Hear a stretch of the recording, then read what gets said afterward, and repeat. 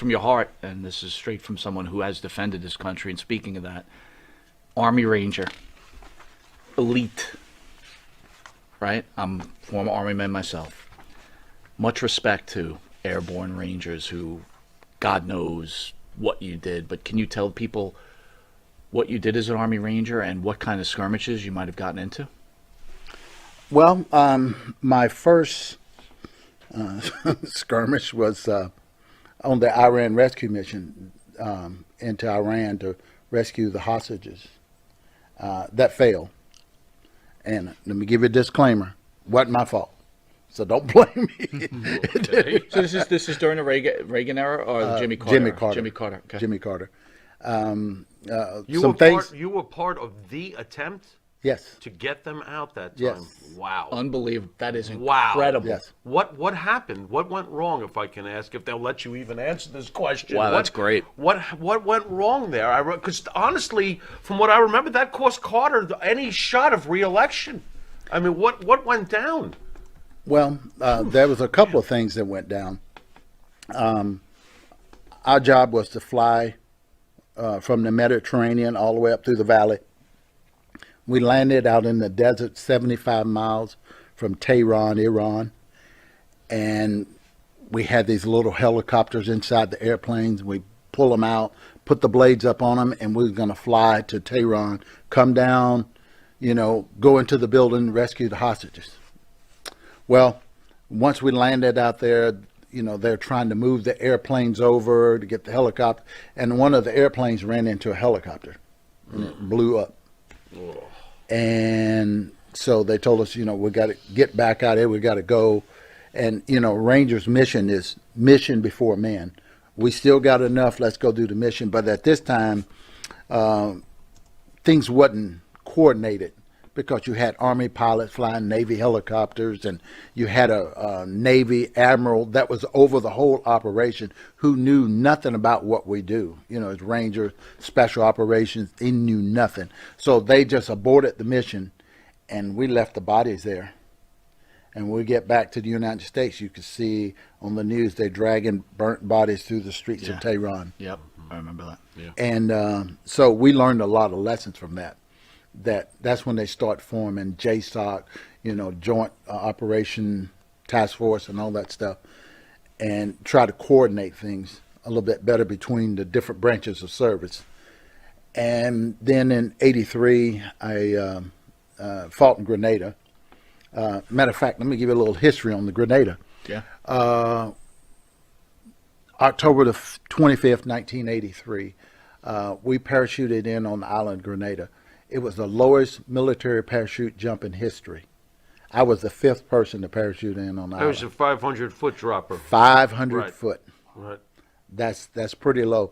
But after I jumped out of the plane and the bullets was flying by, I'm like, maybe we could have done this at 250. That 500 was a little too high for you, huh? Make it like maybe 20 feet? Yeah. Where's the parachute? We got the parachute. Got the line. Jump! Wow. And Wow. the thing is, when I got out and my parachute opened, it was twisted, and I got it untangled, and there was red and green tracers flying by. Now, they could have been 10 feet away. They could have been 100 feet away because you don't have any depth perception, Sure. anything to measure it against. I just saw green and red tracers flying by my head, and I did like any red-blooded American would do. I went, Jesus Christ. There you go. I grabbed my head. And when I grabbed my head, I looked, the runway is coming up, and I hit the runway. I landed on the runway. Wow. So anyway, I did that, and then in '84, I was in El Salvador. We wasn't there, but Look at you. yeah. So we was there, but we wasn't there. Pay no attention to them kids over there. Yeah. Okay, I and, got you. and that's the thing that y'all heard about the Iran-Contra scandal with Oliver North. Sure. Well, he would come down, and our job was to train the Contras against the Sandinistas, Nicaraguans, and we would go out and we'd get in a firefight with them, and like it was just crazy. It was crazy. So right after that, like I got out of the Army, and I'm sitting there and I'm watching the news one day, and they had Oliver North at the Senate hearing. and they was grilling him. I'm like, man, they grilling him, and they asking him about, he spent something like $15,000 on a security system at his house. They said, why did you spend this money? He said, this is the first time you ever hear this. He said, well, there's this guy named Osama bin Laden. He wants to kill me. They like, Osama bin, we never heard of this guy. You know, you're making this, we don't know this guy. Foreshadowing. That was the first time you ever hear the name Osama bin Laden. Wow. Right. Is at that Senate hearing. Right. Because he wanted to kill Oliver North. Wow. Yeah. It's too bad Oliver North didn't get to him way before everybody. Well, You know, would have been nice to. Ghost Get Rider him out says, of the way Ghost Rider early. says thank you for your service. Thank you. Thank you. We'll be right back. I have it down. I need your permission. I have it down. My We'll be right permission? back at a commercial break with NWA superstar Ranger Ross. But I think I want to say we'll be back at this commercial break with American Hero Ranger Ross. Yeah, that works. We'll send it out. Yeah, we'll be right back with American Hero, Ranger Ross. See you in a sec. Jimmy, I got to take a dump. What? No.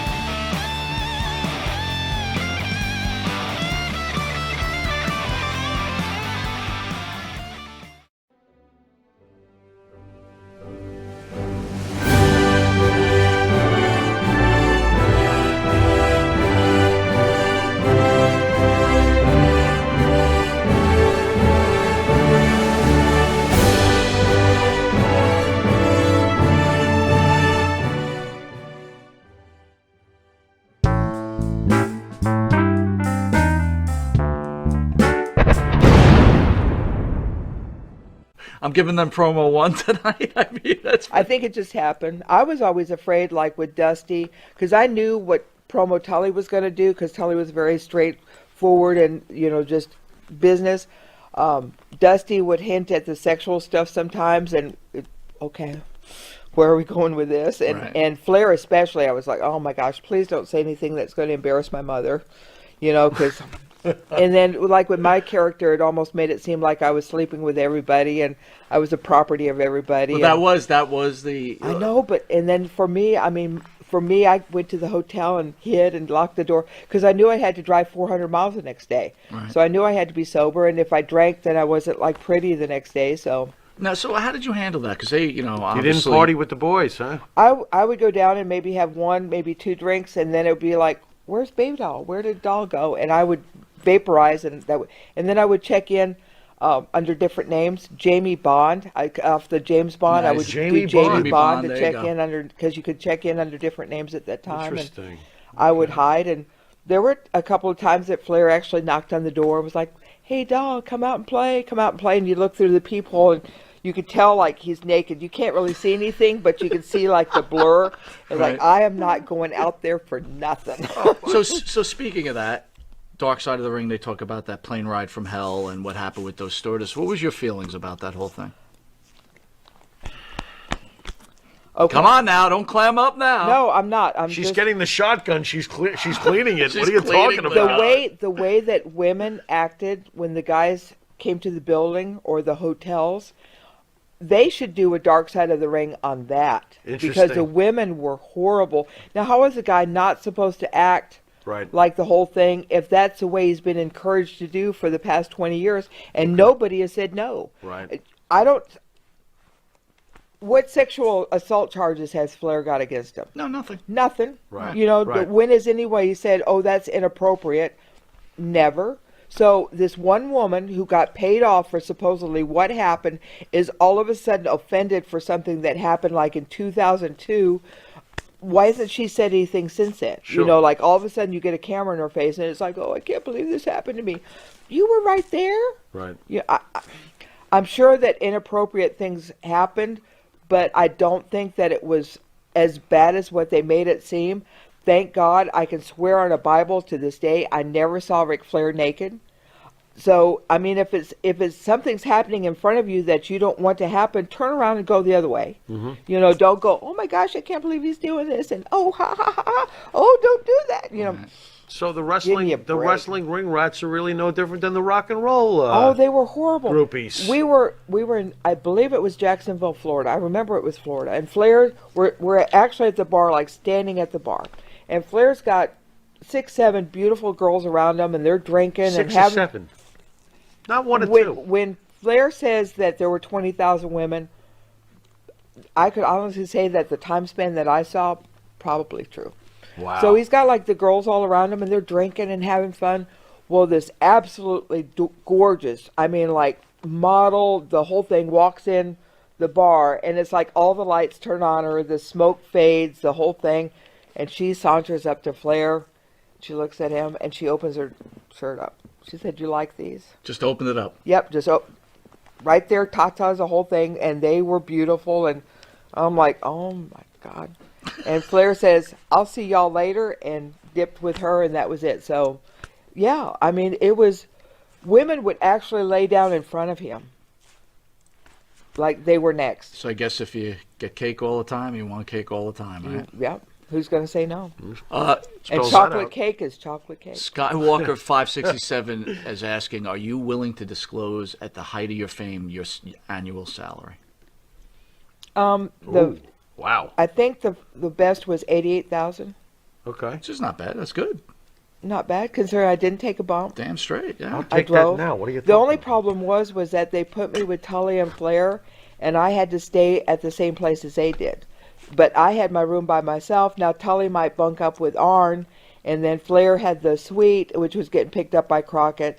So I was running with the big boys, but I wasn't making big boy money. So that would be my only. You were complaint. such a catalyst. Did you not feel comfortable about saying, "Hey, I should be getting some more money here"? Okay, when you're making $3,000, $4,000, $5,000 a week, you're gonna go, "Oh, this isn't enough." They could find another girl. You know what I'm saying? I had that. Like, if I'm not, what am I going to complain about? You know, Right. I get it. It's I'm living the dream life. I knew this wasn't going to be my career. Although, you know, when I look at it, it could have been my career, but I never saw anything beyond that. I was having a good time. I could shop and go do stuff as much as I wanted to. I got the plane rides. I got get to ride on the private plane. I don't think it would have been appropriate for me to say, "Oh, this isn't enough." But I look back, I probably could have, but I also would have lost my job because I wasn't appreciative of what they were giving me. You're a beautiful, intelligent woman. You're with probably the hottest faction in the South at the time. Did they ever come on to you, any of them? Oh, And how were you able to, not fearing turning them down? Like, because you just said afraid for your job, like you're happy with your money. Right. Do you feel the pressure like, oh man, I better sleep with Tully because maybe he'll get rid of Tully me? and I had the agreement on the very first, when we did the video where I come in on the Learjet and he meets me in the limo, we actually had the talk of like, this is it. This is business. It's not going to go any further. We have to do this because if it goes any other way, it'll destroy us and it'll destroy what's happening. And Tully was like, we're going to make some really good money. We need to keep it this way. Plus, Tully had a lot of girls. I mean, when they say Flair had 20,000, Tully had just as many. And, you know, he didn't have a girlfriend at the time. And that would have been so inappropriate and it didn't work. And I didn't want to do anything that would embarrass my family because my dad had the promotion back in Lubbock. He had like a stellar reputation, was a very good businessman. All the guys talked very favorably of him. I didn't want to be that girl that everybody knew. Plus, if I slept with one guy, then I'd have to go to another and then the other. I just didn't. Flair didn't attempt it? I mean, Flair's, you know. Oh, Flair knocked on the door a couple, I but I bet. just never answered the Just door. never answered. There you Yeah. go. So you're Smart. you're Very close smart. with Tully. Did you feel like his drugs were getting out of control? And if they were, See, did you Tully try to really say didn't something? do that much. When at that time we were just so busy. I mean, Yeah, he might have done a little bit, there, and then he'd go look okay, and he might have a little bit of cocaine in his chest. Get that, That furry chest hair. That's But funny. That's was talcum powder. It was Talcum powder. it was more drinking, I think, than anything else, and it. Like, I never saw Flair do anything, but he drank a lot of coffee and a lot of vodka, and some of the guys did stuff, but I smoked a lot of pot, so I wasn't in that crowd. Right. See, the nice, safe pot crowd. I told you. It doesn't listen to me. Is pot legal now in Carolinas? No. Why not?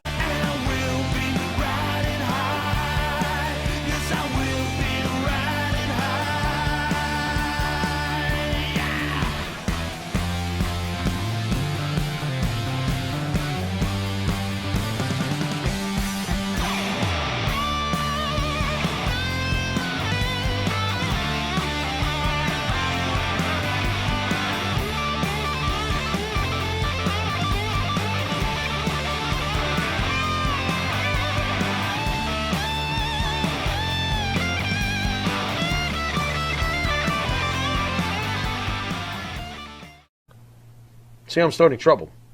Wow. I am starting trouble. We'll never have Hulk Hogan on, but you'll have a whole bunch of others on who do All right, naughty guys, things. hot spot. As we all know, Yeah. wrestler Tommy Dreamer suspended for Dark Side of the Ring comments on the Ric Flair allegations.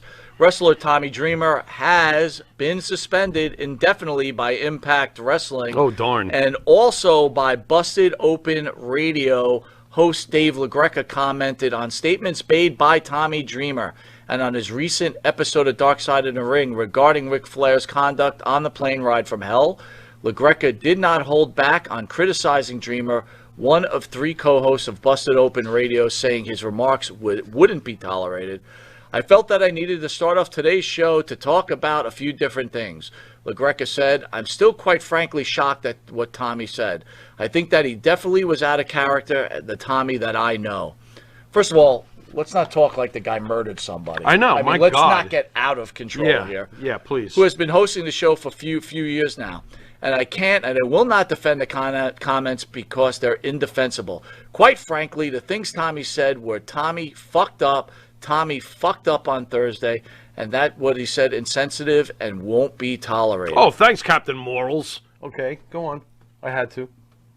I don't even know who the hell that is anyway, but go on. A lot of people say, well, in 2021, you can't say this. It doesn't matter if it's 2021, 1998, or 1985. Wrong! 1985, you could say it all day long. Next. Really? Sure. Elaborate. 1985, everybody made fun of everybody, and everybody got over it in 2 seconds by countering with something to say about them.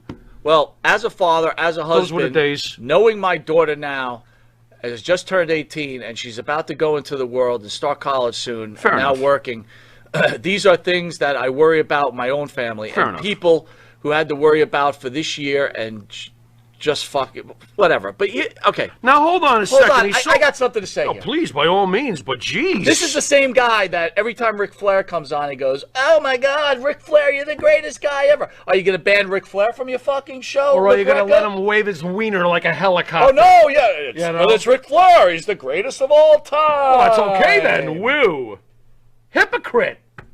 Yes. Freaking hypocrite. Hypocrite. Oh, and by the way, if you're so concerned about your daughter, why does every other sentence got to start with effing?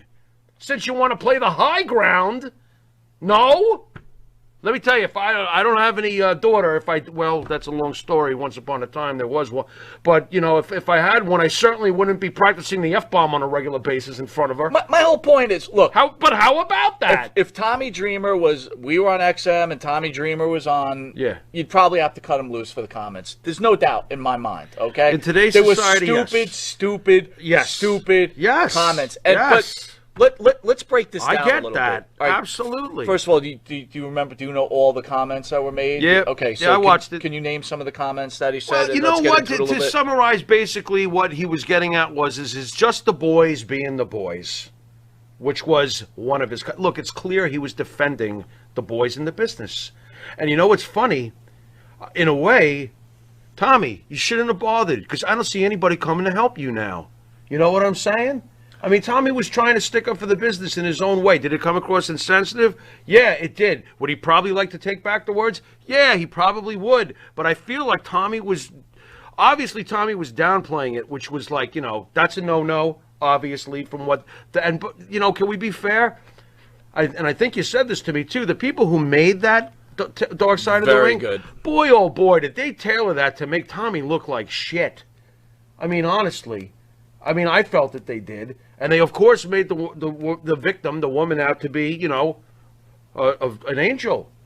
Which I'm really not. I'm sure somewhere in the middle lies more of the truth, but I do feel like it was like almost made to make him look like shit, I heard Rob Van Dam was even having to explain some of his statements, and I didn't see anything wrong that Rob Van Dam said. Here's what Rob Van Dam said. Go ahead. That's what guys wanted to see. That's what makes them laugh. Right. That was his comment. He shouldn't have to defend that because honestly, Rob was also the one who said, "Is anybody going to tell everybody this is possibly not okay to be doing?" You know what I mean? He also said he remembers Flair crowding her and trying to make her touch him and stuff. Dreamer defended Flair, saying that Ric Flair is not going to try to impose his force, any sexual stuff onto anybody. He's just flaunting, styling, and profiling. Ric Flair stuff where everything goes to laugh about it. So, in what world has anyone come from that it's okay to put someone in a situation? No, it's not. Where you think it's funny that Right. you put your penis It's not funny. in their face. It's not funny. What world does... All right, first of all, that's why Dreamer needed to be let go. Right. Because Understood. even to say something that Totally. stupid, Yeah. Yep. you need to be let go. Yep. And like you said, the Dark Side of the Ring made it worse because after he said it, then they put Miss Doyle on. Oh, they clipped it. So and he Miss just, Doyle was like, look, Yep. I had to live with this the rest of my life. And that's we'll get not, into her comments in a that's- little bit. That's not right either that she had to go through that either. And by the way, though, where are all the heroes on the plane while he's doing this to her? What are they doing? All right, let me. What were they one all thing. doing? Maria Davis, great comment. What and do you I think got, Farrell Maria? should address this. What do you got? Maria wrote, Okay. I read that the airline stewardess had a history of lying and stole. See, you know what? I discussed it with you, too. Something tells me she's not so poly purebred. Okay? I said that to you off the air. But, of course, I am just speculating. I don't know for sure either way. Hell, I don't know for sure what went on that plane. They could Again, sit there and say, this happened and that happened. I If wasn't your there. background, I don't know. if your background's incriminating in Right. some sort of way, Right. Right. still doesn't mean that you should be put through No. Okay, No. this is not a story like Rob Van Dam. And by the way, Rob wanted to talk about it on the interview on Saturday, but we just never got around to it. And honestly, at that point, I didn't even think it was. Look, if you're a wrestling fan, you heard about this plane flight For 20 years ago. Yeah, for years. It wasn't new news to me. Right. Did I know Ric Flair was cornering a lady, or Scott Hall was ripping her shirt off, or Goldust wasn't very well behaved either. Exactly. On this flight. Although, ironically, I think he's the one who got on the mic and told him that might be, maybe come over here, Rick. It's getting a little weird down there. Get over here. But Goldust was also misbehaving terribly from what I, saw on that documentary. Another clear thing I want to make clear. I know this. These for are a grown fact. men too, by the way. Sorry, Well, bro. I just had yeah. that. These are grown men. What the hell? But What do you think let's this is? make something Football clear. camp? What are you guys Vince doing? McMahon was not on. But they those say it though flights. during the documentary. Again, so it's false reporting. That's false reporting. It's false reporting. There is no doubt. I personally know for a fact. Well, Vince McMahon we know was a few not on people that flight. from that. Linda company. McMahon was on that flight. Right. Vince McMahon wasn't. And to behave like that with Linda McMahon You got to on be out the of your flight. mind. Yeah, you got to be crazy to be doing that. But whatever. You know what though? We've said it before, and if this offends certain wrestlers who watch this show, and I know that wrestlers watch this show, you guys are a bunch of spoiled babies. What are you guys doing? You're making that kind of money. This is what you do. Come on. Now, look, I've had a good time too. I've had good times too. Trust me, and I can hang with you guys. Okay. But I wouldn't be doing some of the things I heard about on that plane. What the hell are you guys doing? But at the expense of abusing another That's human what being? I'm saying. It's like, what the hell are you doing? You're already blessed with sick money and success. Answer this one. B40 says that. Yeah, what do you got? Why is it not allowed to question a woman's motives, especially since she took the payout? Right. And out. Dreamer got screwed. I agree. I did think about that. I'm like, so what happened to the clause, the payout clause? What, did it expire? And now you can throw him under the bus after you took the money? So yeah, I get that. I get what was it, B40? Is that what you said? Yeah, B40. I get what they're saying. I totally get what they're saying. Look, somewhere in the middle is probably more the truth, but we're never going to know. It's always going to be he said, she said, this one said, that one said. So we're going to be left. It goes back to this. You're with a woman. Mm-hmm. You begin to have intercourse with her. Okay. Right. There's actual penetration. Okay. All right. I would hope so if you're beginning to have intercourse. I mean, and the woman says, stop. Oh, you better stop. Do you stop? You better stop. Right? That's the right thing to do. You better. So just because the stewardess stole. Right. And she lied. Right. And she took a payout. You're right. Still doesn't allow for Ric Flair to do what he did. Right. For Scott Hall to do what he did. Right. Right. And to be honest with you, for Dreamer to make... Because he made light of it. Mm-hmm. Okay? He deserves what he gets. Yeah, that's pretty much it. And also, again, I find it very interesting. He was sticking up for the business. You could see it. To me, he was. It's wrong what he was doing, but he was sticking up for the boys, and he was sticking up for the business, and he was saying, "Come on." And where are the boys for you now? That's what I'm getting at. Yeah. Where are they now? Tommy stood up for you guys, and what the hell have you done to back Where's Tommy? your partner, LaGreca? You know what I mean? He threw the baby with the bathwater right away. And while he's doing it, Captain Morrill is yelling the F word as he throws it out. Where's his partner, Bubba Ray? Yeah, where is Bubba Ray? Huh? Why isn't he defending the boys? Where is Bubba Ray? Why is he not defending Tommy Dreamer? He didn't say a word about Tommy Dreamer. Actually, he did. He turned to Devon and said, "Devon, get the tables!" And they fucking threw him through a table because this is what it's. With friends happening. like that, you don't need friends. Who needs enemies? Seriously.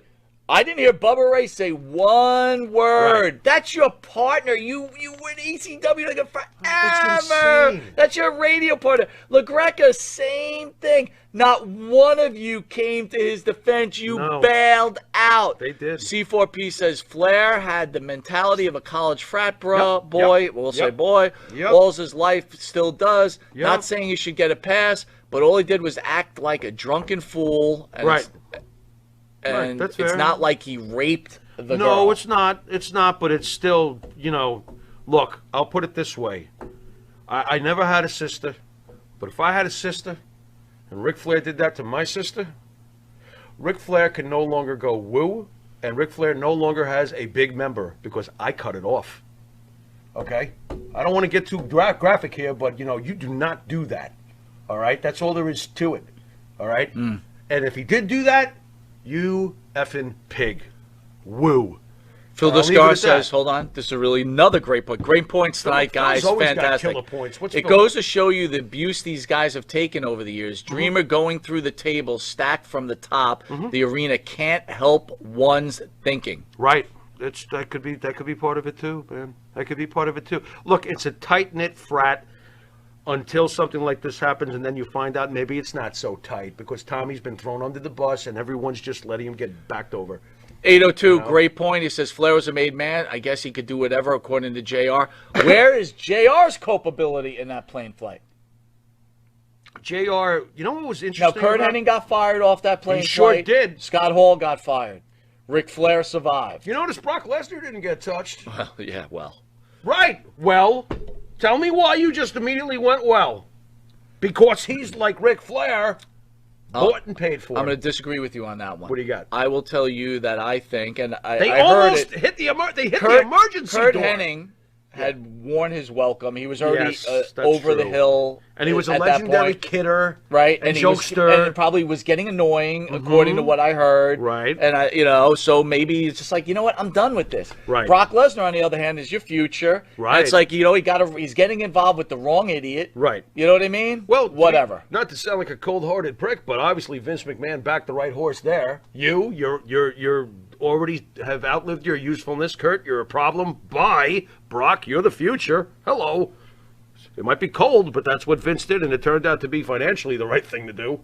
You know, but where did it lead? Hold Kurt on, I got a Hennig, comment though? here. I don't Poor Kurt understand. passed Ill America. away. Hey, fellows, hello. What did I walk into? We're cutting off members.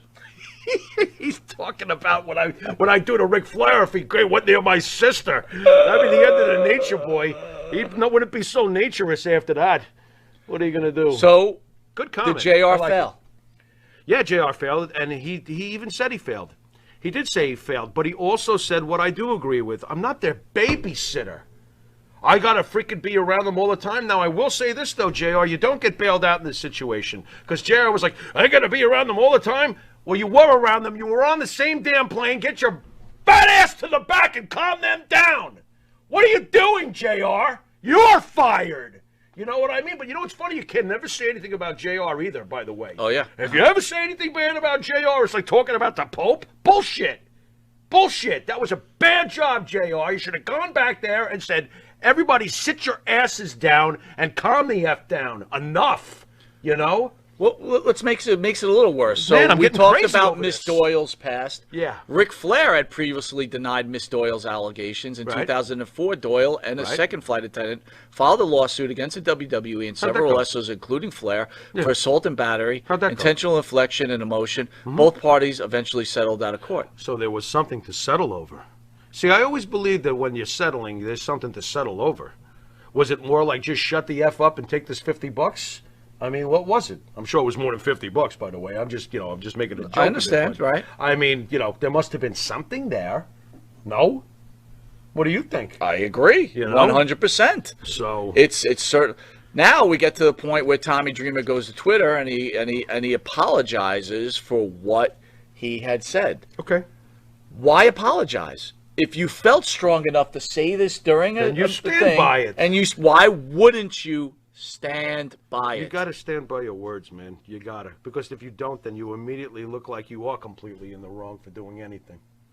If this was his opinion, he should have stuck to it. The end. The end. Do you think this affects future shows? I mean, in next year for Dark Side of the Ring, will these wrestlers say this isn't worth it? And second question to you, Pharaoh, and the fans out there, I want you to think about this. Yeah. Did Tommy Dreamer realize what he said? And if he did he try to get it to be snuffed and pulled out? I can't answer that. I don't know. Tommy probably, as he was, look, he meant it. You could see that he meant what he was saying. So he probably didn't give it a second thought. But if I was his friends, I would have been like, if before that went on the air, I would have been like, Tommy, you're not looking too good here. You might want to tell them to take that off. You're not looking too good. Do you think these wrestlers feel like they're just above the law all the time? Some of them untouchable? do. Some of them do. It's pretty obvious that some of them do. Ric Flair clearly thinks he's above a lot of things. B40, LaGreca has no spine.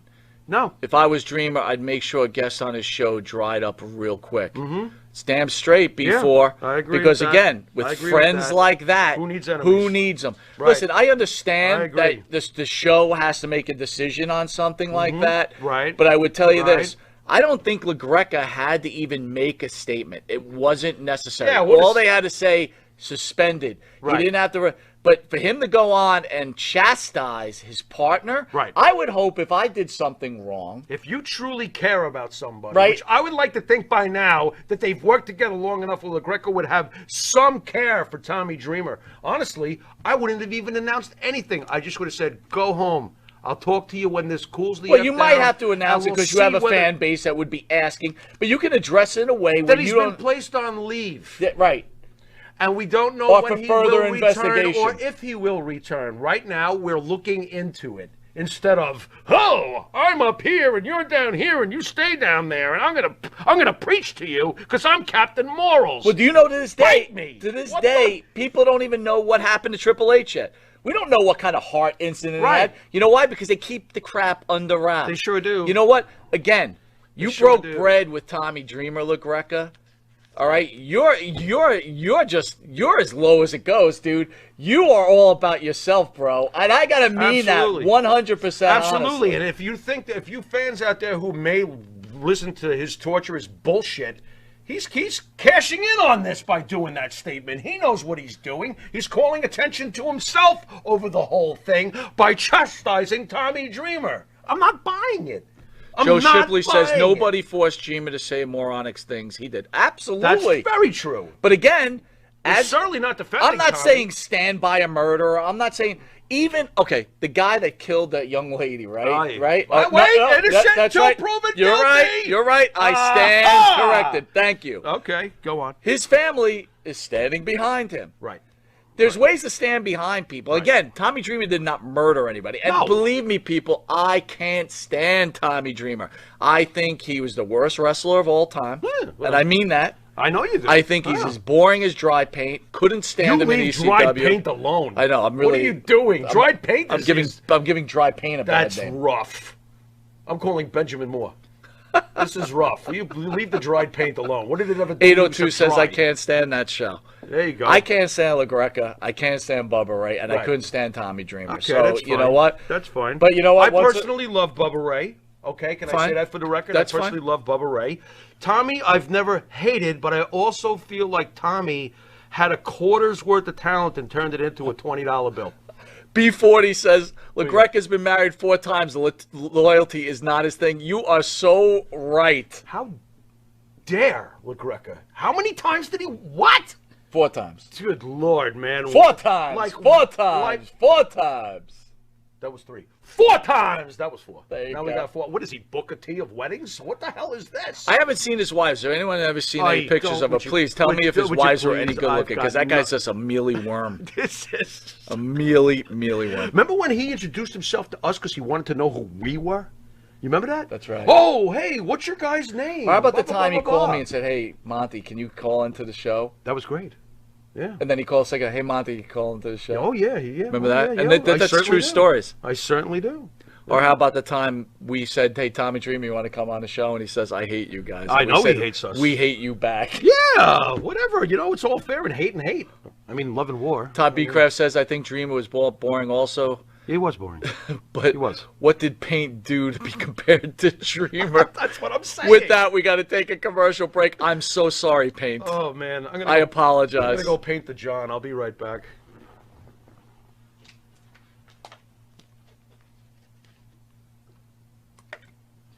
You need a body shop? You need engine repair? Auto Excellence. Collision Specialists. 631-261-6420. That's 631-261-6420. Auto Excellence. Jeff Quest, graphics design, custom vinyl lettering, and all your art and video needs. 516-317-8204. That's for Jeff Quest, graphic design.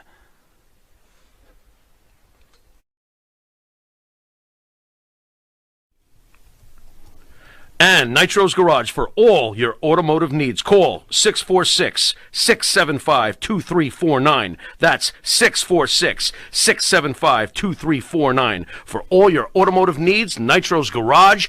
Ask for Jack. All right, welcome back to Long Island's number one pro wrestler and broadcast, Monty Nefaro, only seen here out of Indie Music TV. Matty Ice. Matty Ice. Real quick, my friend, being the millennial that you are, Phil Descare says Dutch boy. Yes, absolutely. Jay Bone says Dreamer was a fat hack. Yeah, he was, for sure.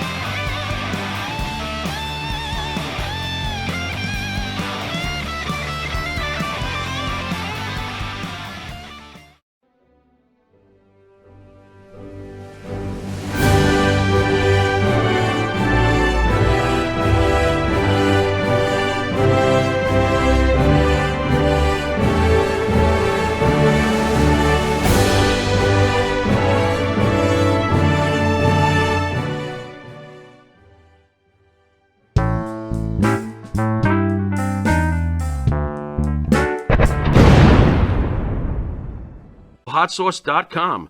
13 unique flavors to choose from, created and bottled in a Long Island kitchen. UnderTheTableHotSauce.com. Let's go chow, JB. Let's do it. All the flavor, twice the burn.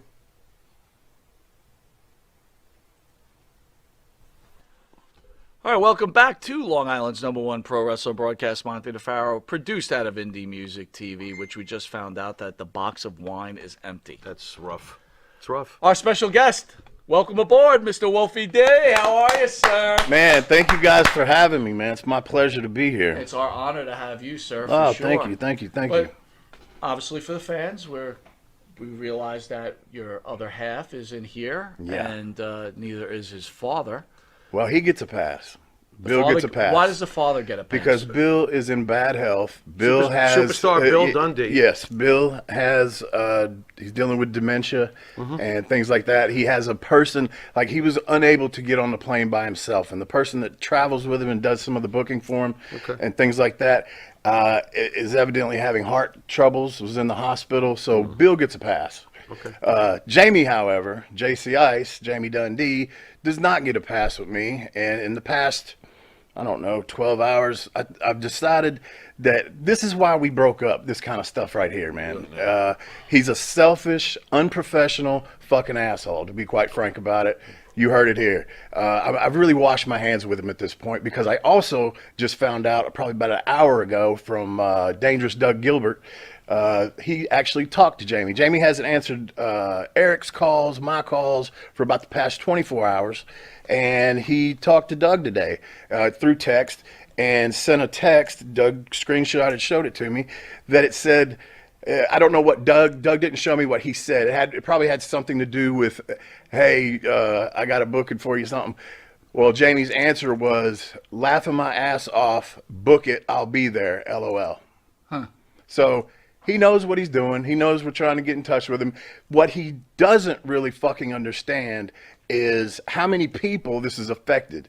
You know, you guys were expecting to have both of us here. The virtual signing I just did probably suffered a little bit because, you know, unfortunately being a tag team sometimes sucks when you got a fuck up partner like him that, you know, the people want both of us, you know. I didn't get over just by being Wolfie D. Although I was the creator of the gimmick, I wrote all the raps, the Nation of Domination rap. I did all that shit, and they still want the two and not just the one. But I'm telling you, this one made the fucking team and carried us along. And to this day, I'm still the business professional. I'm not sitting here trying to put myself over, but I'm really fucking pissed off at him that he's fucked so many people. Would today. it be fair, though? I mean, and I'm saying this respectfully. Yeah.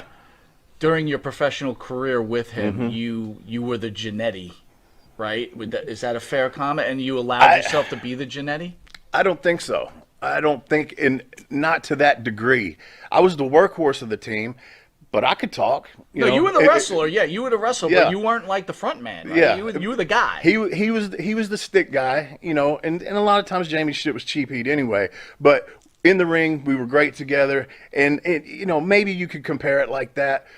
But I don't think he wasn't Sean. I'll tell you that much. You know, Jamie got over because he's so over the fucking top that, you know, and people want to hear that type of shit, and that's fine, and I get it. And Jamie's a funny fucker, man. He really is. I could, you know, after spending so many years with him, I can only take him in doses, but he is funny, man.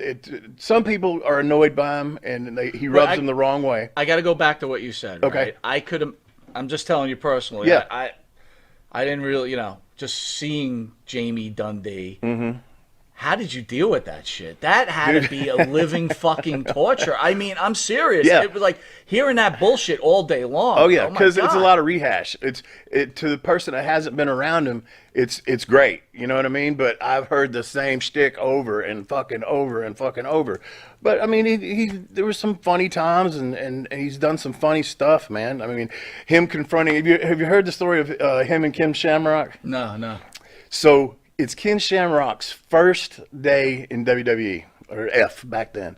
I don't remember where we were, but the dressing room was just one big room, you know, lockers all around. It was some big arena, obviously like a team locker room, you know. So there's a big open area. Well, it's kind of early in the day. Ken's already dressed, okay? And he's sitting over there real serious, not really talking to anybody. And Jamie was a big UFC mark, you know, because that was kind of in the days when it wasn't as over as it is now. Yeah, you know what I mean? the He was infancy. in the Yeah, and he the was a big infancy, mark yeah. for it. So Jamie looks over there from across the room now, and there's all the guys sitting in there. You got, you know, everybody. And Jamie looks at him, and he sticks his leg out. He stands up, he sticks his leg out, and he goes, "Are you Ken Shamrock?"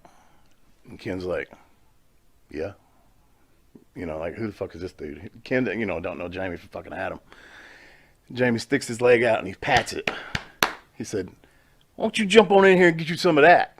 And fucking, brother, the whole locker room was like, "Ooh!" And Ken's like, looking at it like, who is this motherfucker? Then, because everybody's kind of laughing and shit, and then he kind of looks, and he gets a grin on his face and everything. And I don't remember how Jamie ended, but only Jamie can get away with shit. If I would have done that to Ken, he'd probably jump up and tackle me. Right, yeah. But Jamie could get away with shit like that. He also had this thing that he would do, and I want to say it was that same night. Have you seen the two guys that do the dick tricks as a comedy routine? Yeah. Have you seen that? Yeah, sure. Jamie's the fucking originator of that shit. I promise you this. He's got a very little Peter, okay? So it's not offensive. That's what he used to tell everybody. I can do this and it's not offensive. He did it in Denny's one time. Pulled his fucking pants down, okay? And he'll twist it where his nuts are on top and his dick's on the bottom. And he had a name for that. I forget what that was. Then he'd tuck it between his legs and get on all fours and crawl around. He called that the bulldog. Just all kinds of shit like this. And fucking that night, he was doing it in the floor, and he was actually in the floor doing it. And Taker walks in. They knew each other from past. Jamie knew all of them from the past. And that's kind of why he was so brash there, because he didn't come in humble. He knew all the guys, you know what I mean? So Taker walks in, he says, "Jamie, I'd shake your hand, but every time I see you, you're playing with your dick." There you go. Just Oh my shit God. like that. But he got away with shit like, and did it in Denny's. Swear to God, true story. Did it in Denny's. Had the cooks out laughing at everybody. It was the middle of the night. Him and Brian Lawler all jacked up. How was Brian Lawler? Did you get along with that guy? Yeah, I got along with Brian. I loved working with Brian. Brian was a great worker. We had great matches against each other as well as with each other.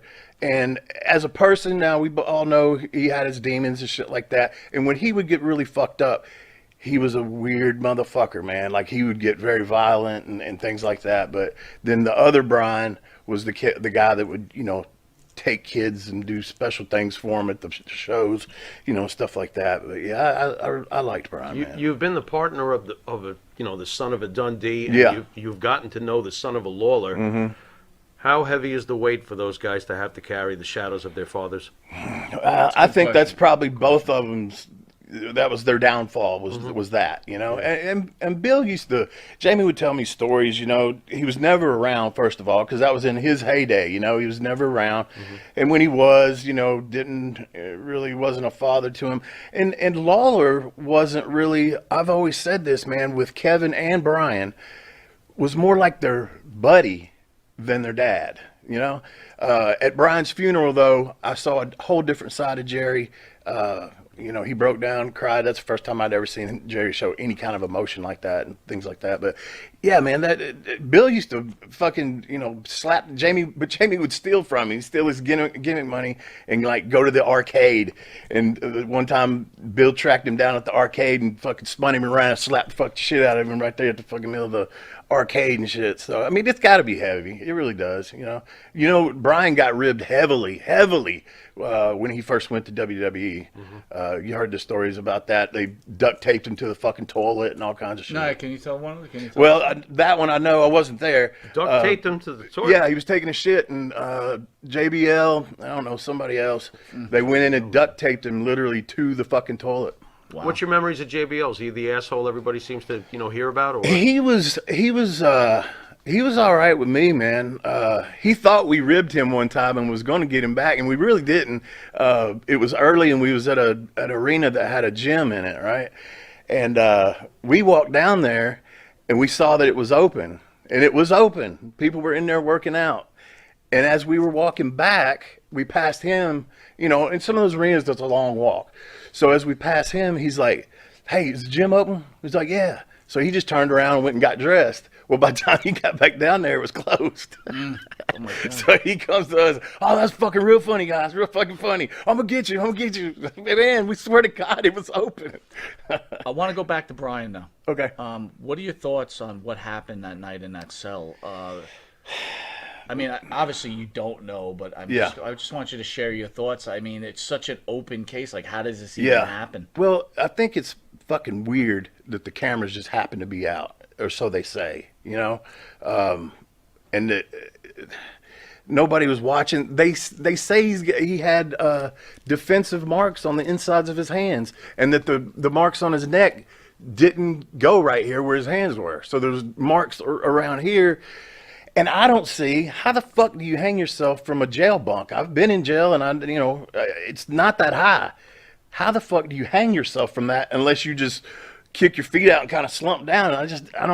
It doesn't make sense to me, man. And I think Brian liked Brian too much to do something like that. But at the same time, you never know what state of mind he was in. I know that he had, was telling his dad on the phone, before that happened that day, and I think the previous day, stuff like that. Dad, you got to get me out of here. These motherfuckers are corrupt, and this sheriff don't fucking like me, and blah, blah, blah, blah, blah. So, I mean, if I was just a guessing man, I think something shady happened.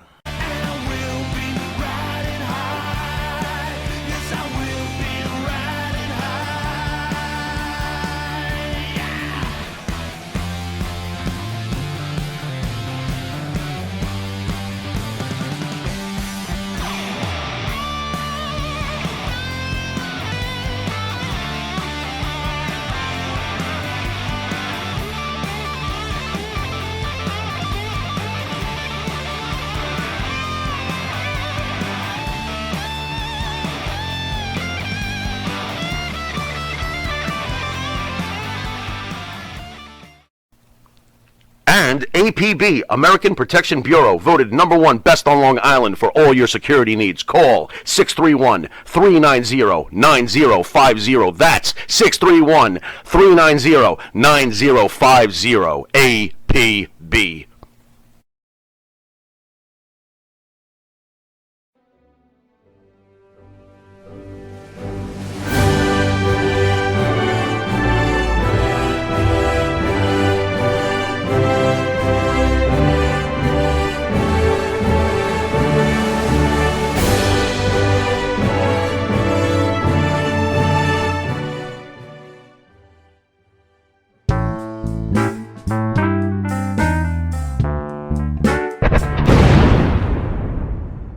A big deal. Oh, man. Listen, so I know you haven't spoken to him, but maybe you have on this particular issue. But Nope. guy had a rough deal.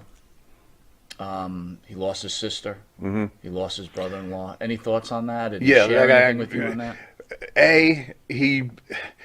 He talked about his sister like shit all the time. I mean, Jamie's like that, man. Him and Bill hadn't talked in years until Bobby and his sister lived in Jamie's mother's house. Okay, so when that all went down, Jamie thought he was getting all the money from that house.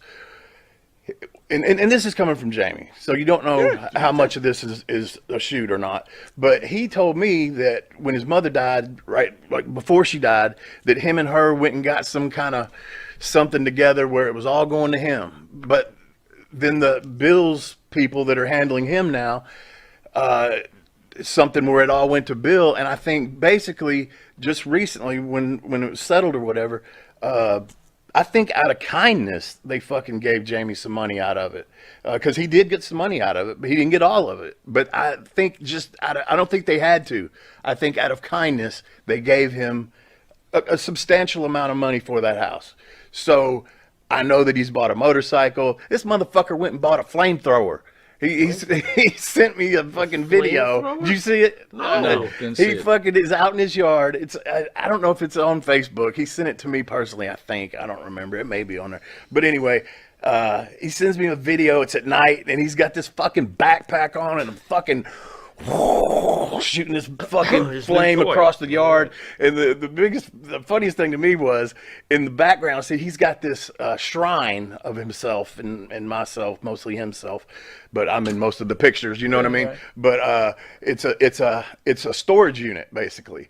And the walls are covered, you know, all this shit. And then on the fucking outside of it, just like our gimmick, he's got spray painted like graffiti PG-13 on it in his backyard. So when he's fucking blows that thing, it lights it up and everything. I said, "Oh my god, this motherfucker!" Lit the logo up on fire with the flamethrower? Yes, Pretty no, he cool. wasn't shooting it at the building. He was shooting it just when he shot it. Like the building's over here, and when he Yeah. shot it, it obviously lights it lit up up it that, because it was yeah. nighttime. It fed me my whole life, but ever since I got out of it, I have done 10 times more better in my life for myself and my family out of the wrestling business than I ever have in it. And that's because what comes with the wrestling business is stardom and fucking money and people and fucking drugs, and then it just goes away. And that's the bad part. Most people have a big drug addiction, and then when they're out of money, that's when crime starts. You know what I mean? It's just there's no future for wrestlers if you don't save what you got right then. I mean, you break your neck, they fucking don't call you back. You know what I'm saying? That's fucking terrible, man. Sure. Well, Jamie, what made you accept the booking when Eric Sims called you then? Because obviously you did accept it. Was it a moment of weakness? Was it, did you actually for a brief second say, you know what, it would be really nice to get PG-13 back together? Because I got to tell you, there was did. a lot of I interest did. in I seeing did. you guys together again. And first of all, I'm sorry. I myself didn't think nobody in New York would even give a fuck if I no show. Well, they You know, did. it was my honeymoon. I was in the mountains with my wife. I could either get in the car, drive 14 more fucking hours to make $200 a fucking day, or I could stay in this hot tub with my wife in the mountains on my 10-year anniversary. Well, guess what I fucking did? Yeah, I Because there's see no, that. like I said, I don't know Eric Sims. I don't know that dude from fucking Adam. One time in my life, he flew me into Philadelphia, gave me a bunch of money, and me and Iron Sheik did a fucking video, got drunk, great to see the Sheik, and I've never spoke to either one of them again since then. Not that I wouldn't have, but there was no reason for it because they didn't need, Sherry didn't need me or I didn't need them. And that's all the rest of the business is. If they don't need you or you don't need them, then why would you talk to the motherfuckers? Jamie, I want to go back to your sister and your brother-in-law. You had a rough go over it. They lost. You lost both of them within a couple of weeks. How was your relationship with them? Bobby is the world to me. Bobby Eaton was my hero. He was definitely my hero, you know. Wow, get a little emotional here. Sorry. It's okay. But It's okay. Bobby was everything to me, for real. Bobby was the reason I wanted to wrestle. Not because of my dad, because of Bobby. Bobby was just such a kind. Sorry, guys. Whew. No, it's all good, bro. It's all Wow. good. All good. They called me out of nowhere, man. Whew. Understood. Is, Bobby was definitely my hero, man. And it's hard to lose your heroes, bro. Sorry, guys. No. All good. Do you feel that? But I mean, you know, he was really everything. Bobby was just so kind and just such a good dude, man. And once again, when the wrestling business threw him away when they were done with him, you know, it's just fucking terrible, man. Tracy's mother, you know, they just threw him away when they were done with him, you know. It's just a fucking terrible thing, bro. It's just so sad. It's just no future in the wrestling business, bro. I mean, you may make a bunch of money one time, but there ain't the fucking 10 guys I can mention out of 200 or 300 that I know that have anything when it's over. You know what I mean, man? It's just, I don't know. It's just such a fucking dog eat dog fucking world. When people die in the wrestling business, the young wrestlers don't fucking mourn. They get excited because the spot opened up. You know what I mean, man? It's just terrible, man. I just hate it. But I tell you what I do love is the fact that somebody in New York even cared. You know, man, I'm sorry and I apologize. And if people bought pictures or whatever, I'd be more than happy to sign them, put them in an envelope. I'll give you my address, send them to me. I'll sign them and send them back. Because honestly, I really didn't think nobody would give a flying fucking New York. Nobody knows me in New York. You know what I mean? I was raised in the South. I wrestled in these same fucking buildings my whole life. My daddy did. My whole entire family did, you know. And so to me, the South is where I think, you know, I didn't think nobody would really fucking care. I really didn't.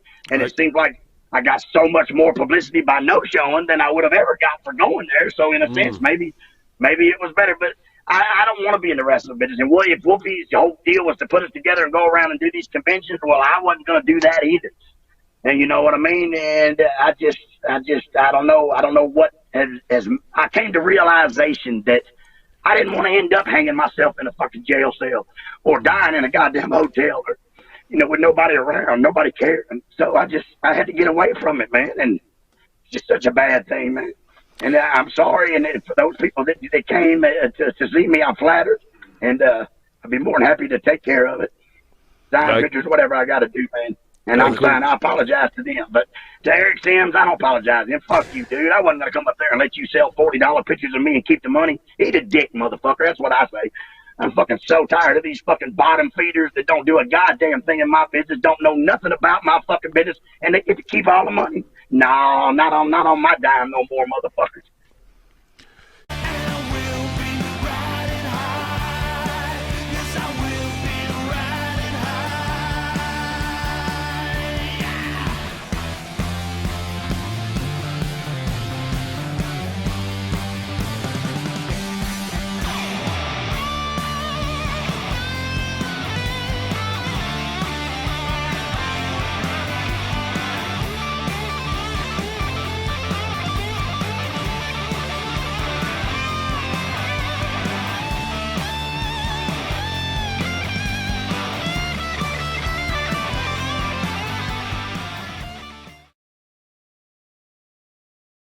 Do you treat your dog as part of the family?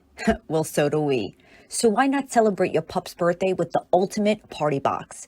Check us out on Instagram, Twitter, and Facebook at Party Pup Info, and let us make your pup's party or any celebration perfection.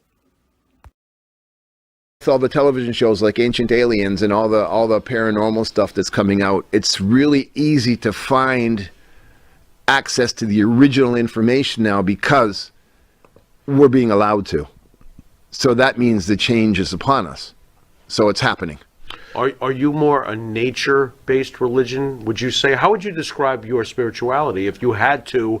And it's unfortunate we have to categorize things, but if you were to categorize, are you nature religion? Are you a spiritualist based off nature? Does it all come from one, the universe is all a product of something divine that we don't fully understand? I mean, what would you say you are? A seeker. A seeker. That's a great song from The Who. Yeah. Okay. That's a great song from The Who, but okay. I'm curious, and I prefer to say I don't want to put a name on it because there's too much information that I will never ever have access to. So does a true teacher have full explanations? I mean, on this realm? I mean, it sounds like... No, you can't. Okay. There are guides. Okay. So the question I have, though, is Christ the Messiah? In your opinion? Wow. Is Christ the person the Messiah? Christ the Messiah, the Son of God. Right. Is he the Messiah? Christ, the human embodiment, supposedly, of God himself. Was he the savior for all of the things that wrong humankind? I mean, do you agree with that? Or do you think it's an organized brainwashing? I mean, honestly, what's your take on it? Go back to the original translations. Mm-hmm. Son of God. Son of God. Son of God. It was not a human. Right. The Son. Right. The Son. Okay. Which is why there are pyramids to the sun worship. Understood. So is the human being that had that name and was in that situation the Son of God? There's a whole other theory about that. That's why the ancient families, the families that are in charge of the world economy, the underground families, the Illuminati, if that's what you want, the word you want to use, they were chosen since ancient times, which is why their bloodlines exist to this day, because when the aliens, if that's what you want to call them, installed us here, taught us, manipulated DNA, whatever it is you want to subscribe to, there were leaders of tribes that convened in these meetings to speak with the elite, which is why priests became magicians, because there wasn't a word for science. Looking at the stars is not magic. It's science. So the intelligent ones in the group were the ones that became these families that now exist today and have turned it all into their power-hungry manipulation of the world. So if you subscribe to that theory, is Jesus Christ the Messiah? I believe that the original version of what it's supposed to mean, we are all part of the Messiah. Okay. Because we're put here as frequencies and vibrations Okay. in a human form. And if you believe in that school of thought, it's to find your soul so that when you do pass on and you go back to where we came from, you go into one of the 7 higher echelons of heaven at a different frequency because you've made contact, because you've understood your purpose here on earth, which is to be the best version of yourself. Okay. Pretty extreme stuff, right? I almost feel like Rob Van Dam should be sitting here too. You ain't kidding, but I gotta mean, tell no, you, seriously. highly. I mean, they're listen, different, but somehow they're similar. With as again, far as- going back to the Hannibal interview, you could tell how highly intelligent this gentleman Well, is. there's right? no doubt about that. Okay, whether I As for agree me, or that's a disagree, different story, but whatever. Okay. Yeah. So whatever. again, we got some questions. I think it's time for a so, commercial break for well, hold power. on. Got one question. I know. Give me 2 seconds. Yeah, I'm gonna need it. Got some fans asking. So, as being as intelligent as you are, and as spiritual as you are, 'cause clearly you're spiritual. Why so much heat with a guy like Jericho, Guerrero, Sting? Where was the problem? Was it just about money? I mean, if Sting is sitting across you and you're discussing this type of beliefs, who Sting supposedly is very religious, Okay. why would there be any heat about anything that went on in your lives together? I believe a few things. One is because of my head injury, I don't really remember a lot. Okay.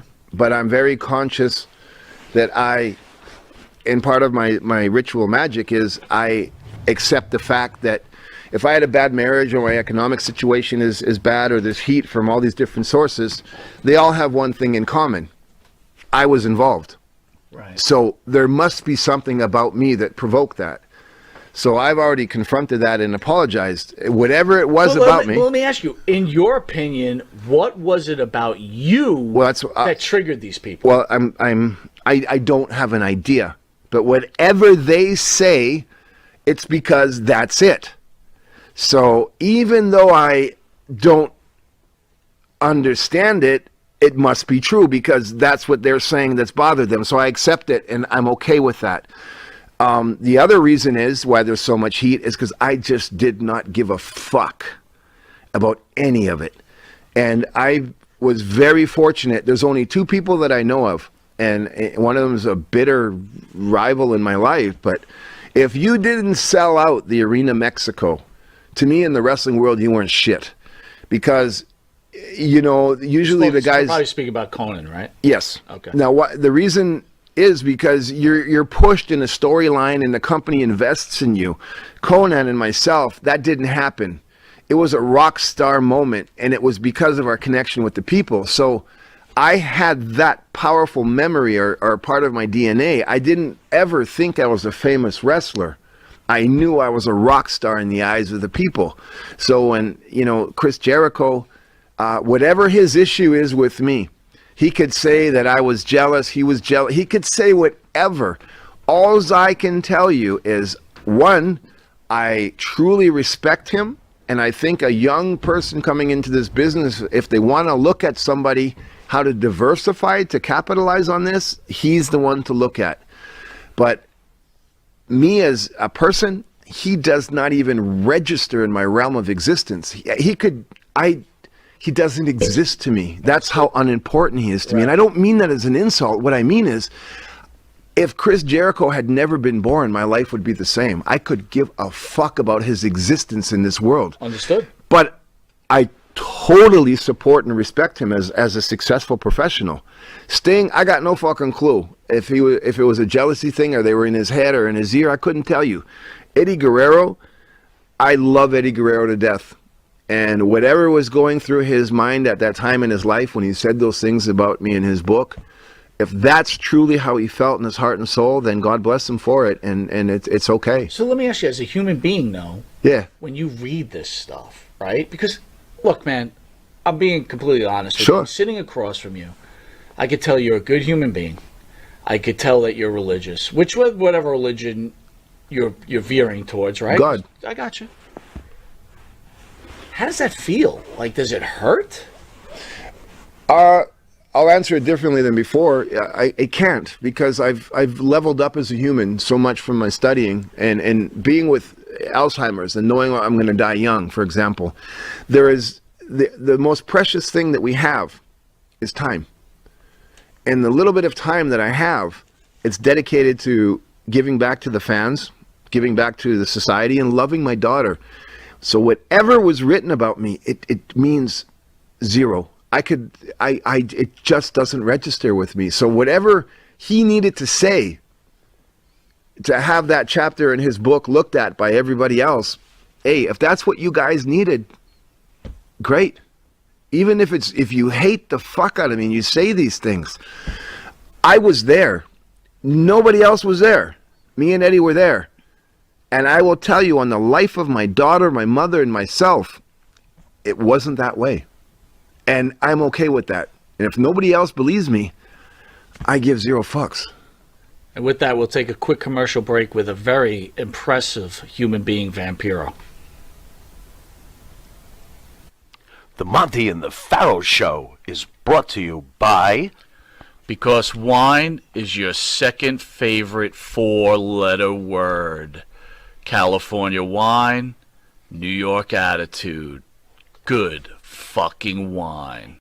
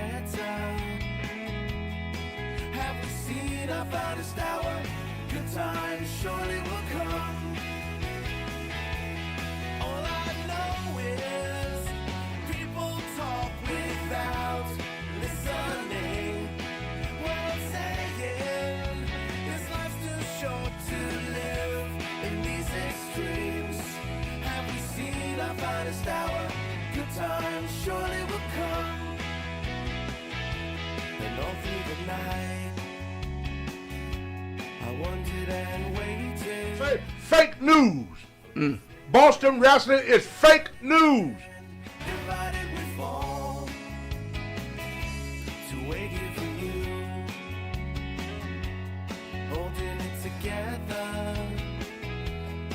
Just like a desert flower, waiting on the rain to come. And all I know is anger, lies, confusion. And what I'm saying is you don't realize what this means. Have we seen our finest hour? Good times surely will come. Just like a desert flower, waiting on the rain to come.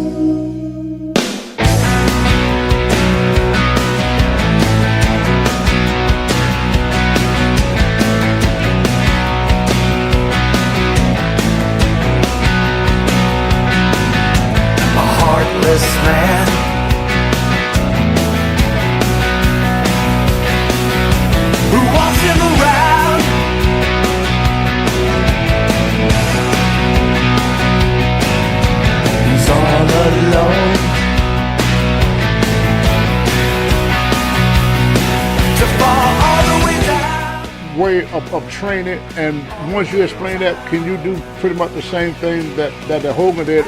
Kind of explain what got you into the business and who helped you to get started in this. But I'm interested to know myself, you know, how in the hell you get to look like that? You jack, bro. Man, this is coming from somebody who's twice my size. Man, I'm trying to get like you, brother, man. You see those arms right there? Well, all you gotta do is get fat, bald-headed, black, and ugly. You look just like me. Well, I'm halfway there. Yeah, Monty and the Pharaoh, #1 wrestling podcast. Yeah, when it comes to podcasts, they are the cream, the crumb. Yeah, dig it? Heartless man.